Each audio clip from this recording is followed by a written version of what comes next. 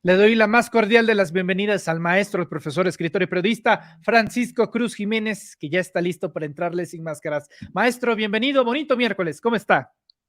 Manuel, ¿cómo estás? Pues mira, cancelada la orden, que yo no sé qué es de veras, Manuel. Es como una especie de espectáculo, un show cómico, mágico, siniestro, teatral, catastrófico. Es como una novela de horrores y de errores en un sistema judicial que está podrido de raíz por la corrupción. O en mi pueblo dicen corroído de raíz y hasta el tuétano. Es un poder que no sabemos cómo pero funciona por la atracción de la corrupción. El poder de los grupos del narcotráfico es muy fuerte en el poder judicial, ¿va? Sí, entonces todo podemos esperar después del nombramiento o la elección de Norma Piña como nueva presidenta de la Suprema Corte de Justicia de la Nación, pero además ella es presidenta del Consejo de la Judicatura Federal, que es el que controla prácticamente a todo el Poder Judicial. Entonces podemos esperar todo podemos esperar. Hay que recordar, ella es el brazo armado de Peña Nieto, y de la Consejería Jurídica de Peña Nieto en la Suprema Corte de Justicia de la Nación. Entonces, tendemos a ir a lo que teníamos antes.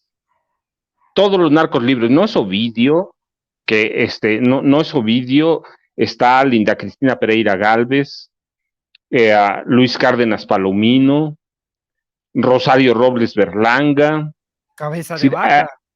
Francisco Javier García Cabeza de Vaca. Es decir, es un conjunto de decisiones en menos de 2 meses o a menos de 2 meses de que tomó posesión, pero nos está mostrando lo que es, ¿sí? Un poder que está corrompido o podrido de raíz. Así nació, recuerda cuando el 1 de diciembre de 1994 toma posesión Ernesto Zedillo, la primera, la primera decisión que toma es enviar una iniciativa de ley para reformar, reestructurar y cambiar todo el poder judicial de la federación. Y entre eso, o eso incluye, o incluyó la desaparición de la Suprema Corte de Justicia de la Nación. Cuando lo renuevan, en realidad es lo mismo. Él lo que hizo fue cortar de tajo a todo el salinismo que, que lo tenía ahogado, lo tenía apresado, pero lo renueva para seguir igual, con jueces, ministros, magistrados, a, a su modo, al modo de Cedillo. Entonces nada cambia y eso es lo que tenemos hoy. Eso es lo que tenemos hoy, un poder al servicio de los criminales, Manuel. Correcto, Paco. Francisco, permíteme plantearte la pregunta de la manera más directa que se me puede ocurrir. ¿Norma Piña es corrupta? Pues Porque el poder judicial en sí, el poder judicial, todo el poder judicial, ella es la cabeza del poder judicial. claro, o sea, nos queda perfectamente claro que el Poder Judicial es súper corrupto. Pues Pero todo el ella, poder judicial, pues ella es la que toma las decisiones, ella es la que controla el poder judicial. Si el poder judicial es corrupto, es desde la cabeza, desde Norma Piña, la presidenta de la Suprema Corte de Justicia de la Nación, no es solo la presidenta de la Suprema Corte de Justicia de la Nación, es la titular del Consejo de la Judicatura Federal, que es el que toma todas las decisiones en cuestión de judicial, es el que protege a los jueces. Entonces, Norma Piña, pues sí, va incluida en eso, va incluida, y no lo digo ahora, lo he dicho siempre, ella es una ministro o una ministra que nació de la mano de Enrique Peña Nieto o de Castillejos, que era el titular del Consejo de la Judicatura, y pues claro, hay que verlo, digo, todas las decisiones que se han dado últimas, pues todo el Poder Judicial está corrompido de raíz, no es solo la ministra o la ministra presidenta, todo el Poder Judicial está corrompido de raíz, está podrido, así nació. Entonces, Si la raíz está podrida, la cabeza está podrida y la cabeza es Norma Piña. Así de claro, va. Es todo el poder judicial, está ahí, se salvan algunos ministros, algunos jueces, algunos magistrados, pues sí, pero lo que estamos viendo es que regresamos a lo que teníamos. Por eso te dije, cuando Ernesto Zedillo refunda el poder judicial, lo reestructura como antes, es decir, todo cambia para seguir igual o para empeorar. Así que tenemos un poder judicial podrido de raíz a partir de 1995. Si Ernesto Zedillo supo que era prácticamente imposible gobernar a base de ministros, todos salinistas, y la única opción que encontró fue disolver la corte para poner ciertamente a los suyos, y eso estableciendo un precedente en el cual el titular del Ejecutivo Federal desaparece por completo a todo un poder para reordenarlo y reestructurarlo, como bien lo menciona, maestro, que no es una opción a considerar, por no decir que es la única opción viable y tangible que tendría el presidente López Obrador para resarcir los daños que el Poder Judicial está cometiendo actualmente, como la liberación de Ovidio Guzmán? Sí, pero hay una razón. Pero hay que tener en cuenta muchas cosas. No es así de sencillo en este momento. Es las condiciones son diferentes. Vivíamos hasta Zedillo en una dictadura de partido. En una dictadura de partido que controlaba el Partido Revolucionario Institucional y en especial teníamos un presidente que actuaba como o que tenía los poderes de un rey, de un jeque árabe, de un zar ruso, cada 6 años. Podía hacer de este país lo que quisiera. Hoy tenemos un presidente que es respetuoso de los otros poderes, que se debía, sí, absolutamente, va a poder, no tiene las 3/4 partes que se requieren para hacer algunos cambios constitucionales. No es tan sencillo. Eh, lo fue antes, ¿por qué? Porque todos los políticos de todos los partidos doblaban la cabeza. Entonces, no, parece que estamos igual, pero no.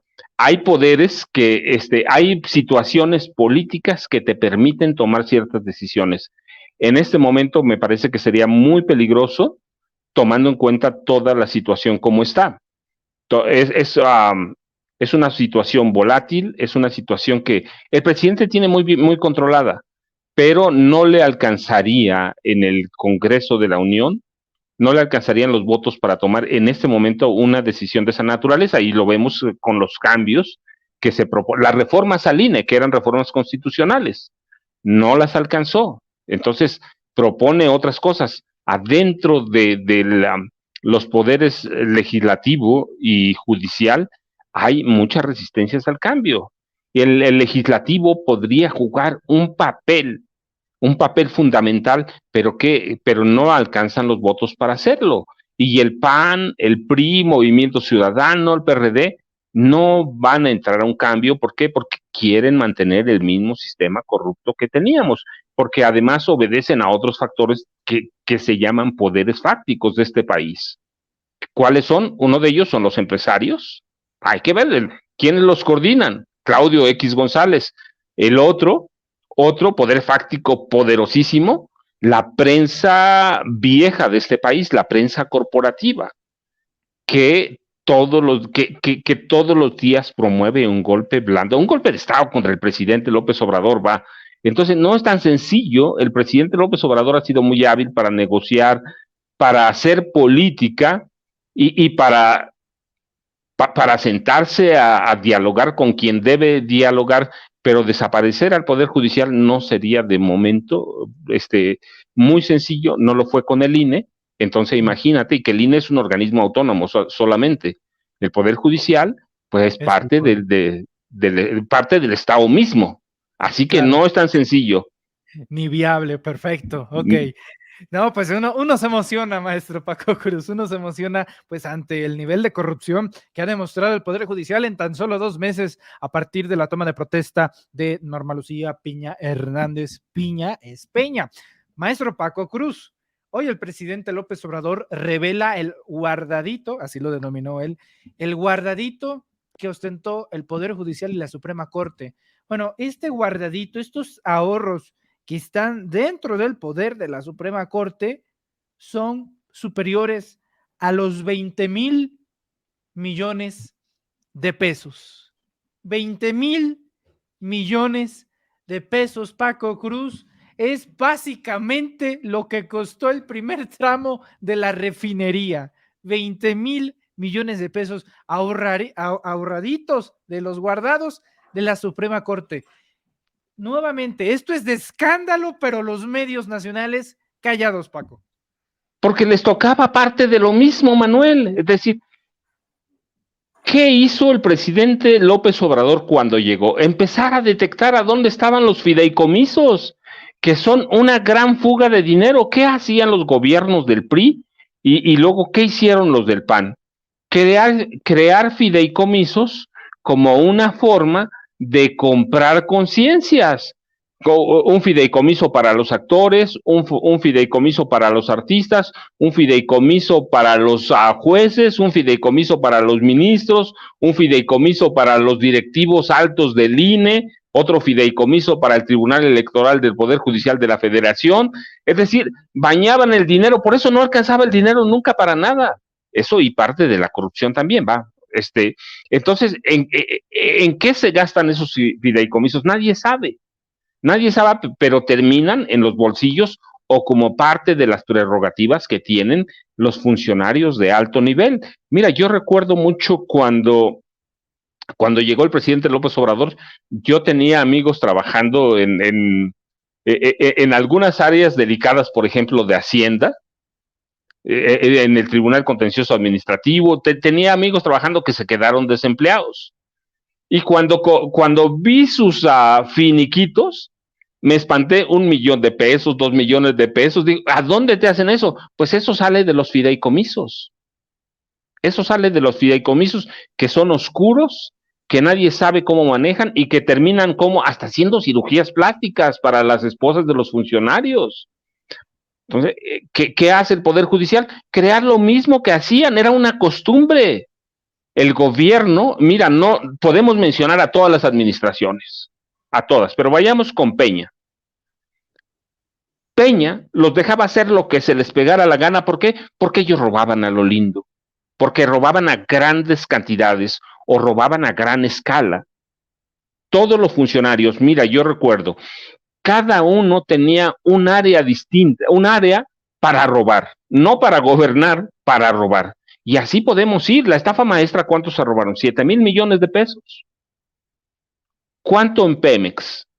Y a cada dependencia podemos ir. Era en realidad lo que convierte, primero, que estamos hablando del gobierno de Peña, convierte la administración en una gerencia para robar. ¿Y qué hizo Calderón? Pues lo mismo hacían. Estabas hablando con José Manuel sobre Tamaulipas, ¿sí? Y sobre algunos señalamientos de William Barr. Pero ¿quién fue William Barr? ¿Qué nos dice? El único presidente que se empeñó, enfrascó una batalla contra los narcos fue Calderón, sí, pero calla o omite que mientras emprendían una guerra falsa, eso no lo dice, negociaban con los narcotraficantes y su secretario de Seguridad Pública negociaba con los narcotraficantes. Pues así eran los gobiernos. Pedían una cosa, pero hacían otra. Combatían a los narcos, sí, pero en realidad tenían una guerra para controlarlos, mientras robaban. ¿Cuánto dinero se robó Genaro García Luna? No lo sabemos. En el gobierno de Peña está documentándose que se llevó por lo menos 745 millones de dólares. ¿Cuánto se robó en el gobierno de Felipe Calderón Hinojosa? No lo sabemos. ¿Por qué? Porque cuando termina el gobierno de Felipe Calderón, tienen 6 años para destruir documentos. Pero antes de esos 6 años, tienen 6 meses, 5 meses y cachito entre las elecciones y la toma de posesión del nuevo presidente, en este caso de Peña, para destruir todos los documentos. Yo recuerdo, mira, había testimonios de que en algunas partes del búnker que va a ir mañana el presidente, que es impresionante, va a ir mañana el presidente, en algunas partes del búnker y en otras oficinas privadas que tenía la Secretaría de Seguridad Pública, destruían documentos las 24 horas del día. Entonces, ¿qué eran? Eran cuevas de ladrones. Cuando Miguel Alemán, fíjate, cuando Miguel Alemán gobernaba, ¿sabes cómo le llamaban a los pinos? La cueva de Alibaba. Y los gobernadores y los secretarios de Estado eran los 40 ladrones. Así la llamaban, ¿eh? Entonces, ¿qué, qué es? Pues es la corrupción plena. ¿Qué son los fideicomisos? Son organismos o entes creados, entes financieros, para que los funcionarios de cierto nivel, en este caso el Poder Judicial, porque ese fideicomiso es de todo el Poder Judicial, sí. Para que los funcionarios tengan sus ahorros para retiro, ahorros especiales, que además no les cuesta nada, para el retiro, para vacaciones, para bodas, para lo que se les pegue la gana. Seguros médicos en caso de deportes extremos. Esos son los fideicomisos. Entonces, ¿qué está haciendo el Poder Judicial con un fideicomiso? Lo mismo que hace el INE, robar a través de ellos. No le llaman robo porque estaba permitido, pero es algo inmoral, evidentemente. Por eso me preguntas, es corrupta la ministra, la ministra presidente. Pues si están podridos de raíz, están corrompidos de raíz, pues sí es. Esa es la conclusión. Así que, ¿y quién puede hacerle algo al Poder Judicial, Manuel? Mira, nosotros hablamos de estos casos que conocemos, ¿sí? Que son muy, que a veces están a la vista, nada más hay que rascarle. Hay que ir a un juzgado, a donde la gente como tú o como yo tiene o está todos los días porque tiene algún caso. Si tienes dinero, puedes llegar con el secretario, la secretaria de acuerdos, y entregarle un dinero y entonces aceleran algunas cosas, notificaciones, lo que tú quieras. Y nunca podemos comprobar que un juez es corrupto porque el dinero lo reciben los secretarios o las secretarias de acuerdos. Entonces, hay que ir ahí con ellos, hay que ir a ver. Mira, yo estaba platicando de un caso de, por ejemplo, una jubilación de un policía que finalmente llega a un magistrado. Un policía, estoy hablando, que no le han comprobado que se corrompió, que no le han comprobado nada. Simplemente ya está su caso, que tiene 2 años resolviéndose y que ya aceptó, por ejemplo, la Secretaría de Seguridad Pública, que sí le deben, aceptó que es un trabajador, que debe ser pensionado y todo. Y está esperando la resolución final, la sentencia final. Eso le puede tardar 1 año, un policía que no gana nada. ¿Qué es eso? Es corrupción. Porque entre poderes o entre dependencias de gobierno no se pelean y entonces quieren matar de hambre a una persona. ¿Para qué? Para que llegue a negociar, por ejemplo, con las cajas de los policías, para que llegue a negociar y acepte lo que sea. Pues ya tiene 2 años o va a cumplir 3 sin ingresos. Entonces hay que verlo en esos casos. Aquellos son escandalosos y muestran la corrupción abierta, ¿sí? Desnuda. Pero hay que verlo en personas que como tú y como yo tenemos que trabajar todos los días para salir adelante. Entonces, esa es la corrupción del Poder Judicial y nadie puede decirles nada, porque ellos tienen el poder de congelarte cuentas bancarias sin avisarte. Tienen el poder de mandarte a apresar sin avisarte, ¿sí? Y nadie les puede decir nada porque los castiga, o se supone que debe castigarlos el Consejo de la Judicatura Federal. Que también controlan, para terminar de fregar. Que ellos, que controla la presidenta de la Suprema Corte de Justicia de la Nación. Así que ese fideicomiso es un escándalo y debía estar en todos los periódicos.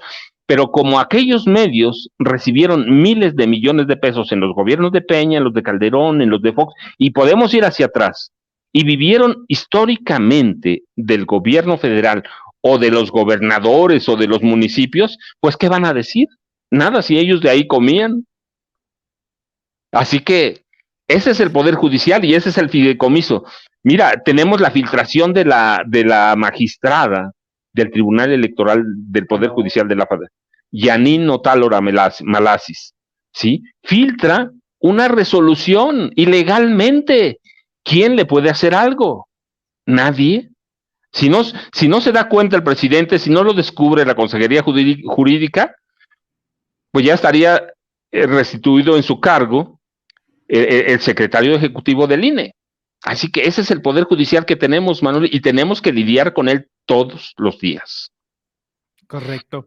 Maestro Francisco Cruz, para finalizar, Alejandro Gertz Manero. Alejandro Gertz Manero visitó Palacio Nacional el día de ayer, fue a altas horas de la noche, donde se reunió con el presidente de la República, Andrés Manuel López Obrador. Obviamente no hay detalles del evento, por lo menos se sabe que Alejandro Gertz sigue con vida y se reúne con el presidente López Obrador, pero más allá de eso, pues estamos igual en el mismo punto cuando tomó protesta en 2019. Uno pensaría que es aquí donde tiene que salir Alejandro Gertz Manero. El primer año decían, bueno, hay que darle chance. En el segundo, pues sí se está tardando, pero de seguro va a sacar algo bueno. Ya en el tercero, cuarto, quinto, a menos de que saque un elefante del sombrero, como truco de magia de decir, ja, todo este tiempo hicimos algo, va a callar bocas. Pero en este punto, Paco, simplemente ha sido la inexistencia del abogado del país. Del abogado del país. Entonces, esta reunión con el presidente, en este contexto, Paco, ¿a ti te señala algo? ¿Estará pensando en renunciar o estarán pensando a ver qué pasa con la madre naturaleza? ¿Qué pasa con Alejandro Huerta Manero? Porque más allá de facilitar la justicia, la ha obstaculizado, Francisco. Fíjate cómo empezamos la plática, la entrevista. Si es un show, un cómico mágico, siniestro, a mí me recuerda mucho el papel de las primeras damas, el de Gertz Manero. Fíjate, no todas, ya después platicaremos eso más adelante, pero me recuerda el papel de muchas primeras damas, que son un artículo de decoración, un florero en Los Pinos, un florero en Palacio Nacional. A eso me remite la figura de Gertz Manero, un florero, un artículo de decoración y un error que hay que decirlo, cometió el presidente. El presidente, pues tenemos que señalarlo si lo hay. Gertz Manero, no podemos tapar el sol con un dedo, Manuel. Gertz Manero es un cero a la izquierda, es una figura decorativa que ha entorpecido la administración de parte de la justicia. Se han convertido también en una especie de jueces de poder absoluto. Ellos deciden a quién apresar, a quién no, a quién, para quién pedir órdenes de arresto, de aprehensión. Gertz tiene una agenda propia que le hace mucho daño al país y le hace mucho daño, claro que a la 4T, eso hay que decirlo. Y es uno de los, como el de Lili Telles, es uno de los errores de la administración y van a cometer, pues sí, Morena es todavía, yo digo que es un partido político porque formalmente o legalmente ya está constituido, pero para mí todavía es un movimiento, es el movimiento de regeneración nacional que tiene que irse adaptando, que tiene que ir haciendo cosas y que se va a ver verdaderamente el alcance que tiene una vez que el presidente Andrés Manuel López Obrador, el 30 de noviembre de 2024, se vaya a su rancho, se vaya a Chiapas y se olvide del país. Cuando el presidente dice eso, yo verdaderamente se lo creo, lo he seguido, no ahora, por mucho tiempo, se lo creo, y y Morena va a tener que depurarse mucho y alguien va a tener que salir a ser un líder, o nadie va a llenar los zapatos de Andrés Manuel López Obrador, claramente, pero, pero es un movimiento y en ese movimiento, aunque sean externos, pues hay personajes como Lili Telles o como Gertz Manero, que debía ser independiente, pero que se convierten algunos en estorbo y estos en floreros que también estorban, Manuel. Y bastante, maestro Francisco Cruz. Maestro, yo le agradezco mucho su tiempo, presencia y análisis aquí en Sin Máscaras en este miércoles, en este marco del Día Internacional de la Mujer, para entrar de fondo a los temas de la corrupción en el Poder Judicial, la Suprema Corte y mucho, mucho más. Solo como dato así, rapidísimo, El día de mañana, la mañanera se va a hacer desde el búnker de García Luna. Así rápido, maestro, ¿cuánto le metió García Luna? ¿Cuánto se gastaron para la creación de ese búnker? 3.200 millones de pesos. Así, dicen que 100 millones de dólares, que eran poquito menos de 2.000 millones, pero lo tengo bien documentado porque tuve los documentos, porque lo vi en plano, ¿sí? 3.200 millones de pesos, y en ese momento, porque además recuerdo mucho, el presidente Felipe Calderón Hinojosa lo quería presumir a Estados Unidos y lo fue a presumir, dejó entrar a una periodista, creo que era de CBS, no recuerdo en este momento, pero a una periodista y lo presumió como eso, como un refugio para el presidente de la República que lo iba a proteger en caso de un ataque terrorista, en caso de un ataque del narcotráfico, en caso de un terremoto que alcanzara hasta 10 grados, una escala de 10, iba a tener comunicaciones, iba a tener todo, desde ahí iba a poder seguir despachando, tenía laboratorios de voces, laboratorios de huellas, tenía todo para que el presidente, en caso de una emergencia, despachara desde ese búnker y se gastaron en ese momento 3.200 millones de pesos. Híjole, no más les faltó poner también, póngale aguacate, como dirían ahí en los memes. Mira, Manuel, era el camino. En esa época viajaba yo todos los días de Toluca a la Ciudad de México. Y ya era mi paso obligado. El búnker está un kilómetro y medio a lo mejor 1,5 kilómetros de distancia de la terminal observatorio. Es decir, la terminal que va a Toluca, a la Ciudad de México, que yo va a Guadalajara, a otros lados, pero que yo lo abordaba todos los días, vivía en Toluca, así que todos los días pasaba por el búnker y además lo traigo documentado en el Señor de la Muerte y vi los documentos, 3.200 millones de pesos. Y para eso lo iba a servir.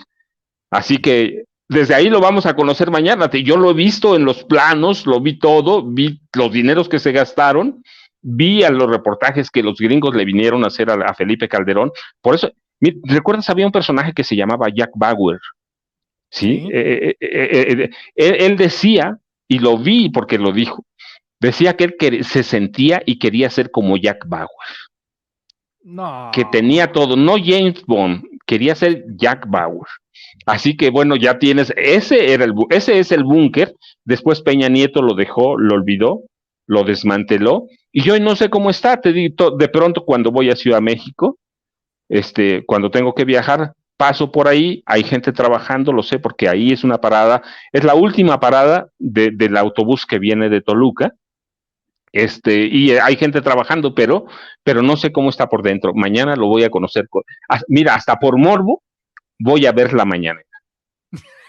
Excelente, excelente. Maestro Francisco Cruz Jiménez, yo le agradezco mucho su tiempo y presencia aquí en Sin Máscaras y en los Reporteros MX, en donde lo podemos seguir en redes sociales. Manuel, ya sabes, @Paco Cruz Jiménez en Twitter, Francisco Cruz Jiménez en Facebook, y el día 15, mira, los invito, tenemos un relanzamiento de una reimpresión de El Señor de la Muerte. Vamos a estar en la librería del Fondo de Cultura Económica, que está en Ciudad de México, en Miguel Ángel de Quevedo y Avenida Universidad, más o menos. ¿Sí? Nos va a acompañar Fernanda Tapia, que es una gran amiga mía. Fernanda Tapia, y va a ser a las 19 horas. Así que es el libro, pero verdaderamente no le quisimos meter nada, lo revisamos, lo analizamos y dijimos, no, este libro vale, así como está. Habíamos pensado meterle un capítulo de inicio o un capítulo final, pero después de sentarnos, lo revisamos, le dimos una gran leída y dijimos, el libro vale, y ya hay una demanda de bastante para el libro, así que decidimos hacer una reimpresión normal, impresa, una en Booklet, y sé que el libro electrónico también ya salió, Manuel. Enhorabuena, Paco. Vamos a estar al pendiente y vas a ver que se va a seguir agotando como las criptomonedas hace 5 años. Francisco, un fuerte abrazo y estamos en contacto. Manuel, gracias. Hasta luego. Saludos. Es el maestro Paco Cruz Jiménez hablando con